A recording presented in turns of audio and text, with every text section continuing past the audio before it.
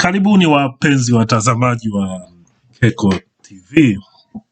Lile sakata la msanii Harmonize, Kajala na binti wa Kajala anayefahamika kwa jina Paula limeingia katika hatua nyingine au limechukua sura mpya baada ya msanii Harmonize na uongozi wake, yani management yake, kuamua kwenda katika vyombo vya sheria kufungua mashtaka au kuwashtaki wale wote wanaoonekana kumchafua msanii Harmonize na kuharibu brand yake.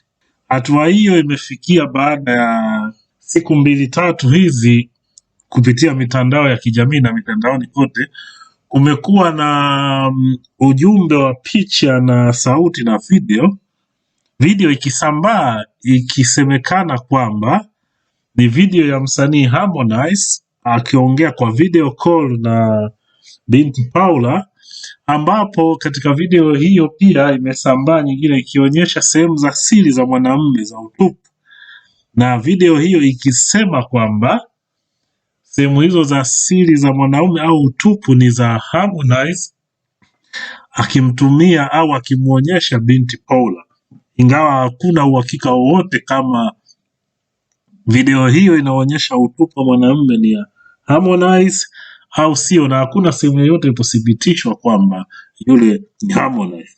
Sasa msanii Harmonize kupitia mwanasheria wake ametoa taarifa kwa umma ikisema kwamba ni mwanasheria wa Harmonize. Sasa tunapenda kutoa taarifa kwa umma kwamba kuna akaunti mbalimbali za mitandao ya kijamii zimekuwa zikisambaza ujumbe, picha jongevu na sauti zinazomhusisha msanii anayejulikana kwa majina ya Harmonize au Tembo au Jeshi, wakilenga kumchafua, kumkashifu na kumdhalilisha na kuharibu biashara zake na kumtoa utu wake. Tumebaini akaunti kadhaa kuhusika, ni pamoja na akaunti zifuatazo. Akaunti namba 1 ni inaitwa Baby Udaku. Namba 2 ni ya msanii Rayvanny. Kumbuka kwamba Rayvanny ni msanii kutoka lebo ya WCB Wasafi ambayo iko chini ya msanii Diamond Platnumz. Pia akaunti nyingine hapa ni ya official Baba Levo. Pia inajulikana kwamba Baba Levo ni mfanyakazi au ni mtangazaji wa kituo cha TV cha Wasafi TV.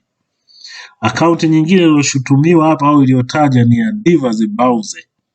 Diva the Bauze ni alikuwa mtangazaji wa Radio Clouds. Sasa hivi hajulikani anafanya shughuli gani. Mwingine aliyetuhumiwa hapa ni Juma Lokole ambaye akaunti yake inafanyika kama Juma Lokole namba 2.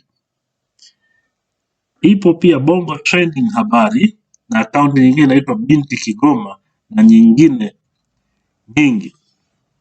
Mwanasheria huyo wa Harmonize ameendelea kueleza kuwa matendo hayo ni makosa kisheria, hivyo tunapenda kutoa taarifa kwa umma kwamba tunaandaa mashtaka ya kuwapeleka mahakamani wale wote waliohusika na usambazaji wa picha, sauti na video zinazomhusisha mteja wetu, yani Harmonize. Tutadai fidia ya mabilioni ya pesa. Pia tunawaonya wale wote wanaoendelea na ukiukwaji huu wa sheria dhidi ya mteja wetu, na tunawataka waache kufanya hivyo mara moja kabisa, la sivyo nao hatua za kisheria zitachukuliwa dhidi yao. Imetolewa leo tarehe 14 mwezi wa 4 mwaka 2021.